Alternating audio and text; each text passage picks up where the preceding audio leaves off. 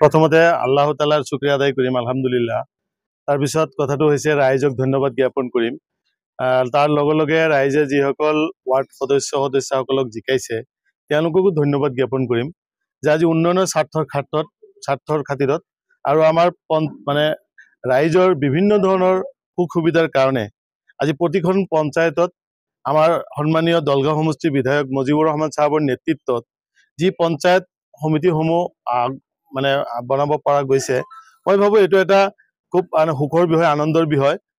আৰু যেহেতু আপোনালোকে প্ৰত্যেকেই জানে যে ৰাজনৈতিকভাৱে আজি অসমৰ যোনটো পৰিস্থিতি পৰিৱেশ ই বৰ বিশেষকৈ সংখ্যালঘু মানুহৰ কাৰণে বৰ এটা ভাল নহয়। এই কথাটোত সদায় কংগ্ৰেছীসকলে, কংগ্ৰেছ দলৰ নেতাসকলে তেওঁলোকে ক'ব খোজে যে তেওঁলোকে সংখ্যালঘুসকলৰ ত্ৰাণকৰ্তা, তেওঁলোকে সংখ্যালঘুসকলৰ উন্নয়নৰ কাৰণে তেওঁলোকে কাম কৰি গৈছে।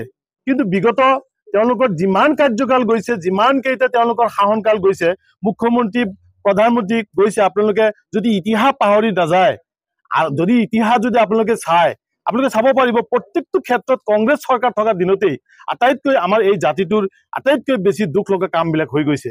আৰু যাৰ কাৰণে বৰ্তমান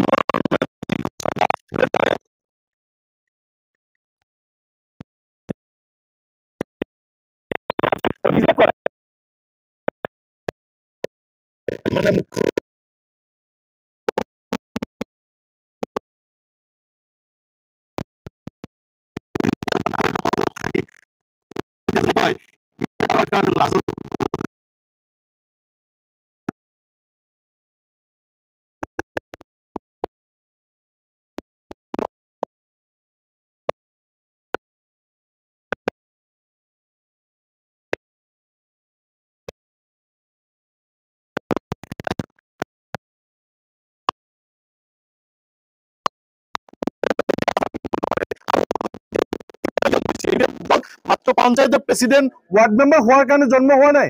আমি আমাৰ প্ৰতিটো বক্তব্যত কৈছো, আমাৰ দলৰ যি সংবিধান আছে তাত লিপিবদ্ধ আছে যে এই দল সংখ্যালঘু মানুহৰ উন্নয়নৰ কাৰণে, আমাৰ অধিকাৰ আদায় কৰাৰ কাৰণে, আমাৰ এই জাতি জনজাতি বিভিন্ন জাতি জনজাতি মানুহৰ মাজত মিলা প্ৰীতিৰে এখন সুন্দৰ অসম গঢ়াৰ কাৰণে এই দলৰ জন্ম হৈছে।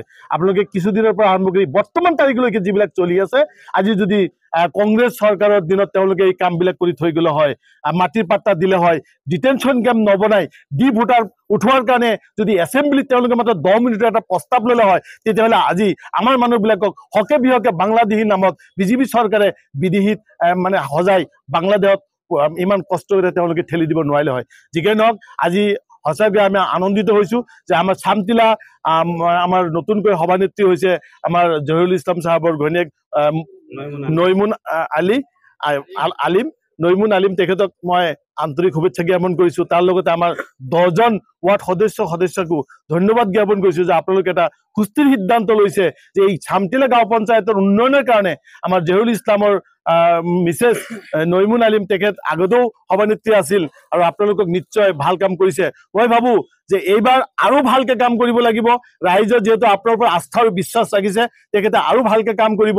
10জন মেম্বাৰ একেলগে আছে, 10জন মেম্বাৰক লগত লৈ আপোনালোকে এই পঞ্চায়তৰ বিভিন্ন উন্নয়নমূলক কাম কাজ কৰাৰ লগতে আমাৰ ৰাইজৰ যিবিলাক সৰু সুৰা দুখ দুৰ্গতিবিলাক আছে, আমাৰ মানুহৰ ভিতৰত বিভিন্ন ধৰণৰ ভাইৰ মাজত কাজিয়া, মাটি বাৰী লৈ কাজিয়া, এই সৰু সুৰা কথাবিলাকৰ কাৰণে সদায় আমাৰ মানুহবিলাক দৌৰি থানাত যাব লগা হয়। এটা পক্ষই থানাৰ দালালি কৰি আমাৰ মানুহবিলাকক একদম জোৰা কৰি পেলাই সৰু সৰু কথাবিলাকক, এই কথাবিলাকত আমাৰ পঞ্চায়তৰ সভানেত্ৰী চাহাবাই মই ভাবোঁ খুব গুৰুত্ব দিব লাগিব।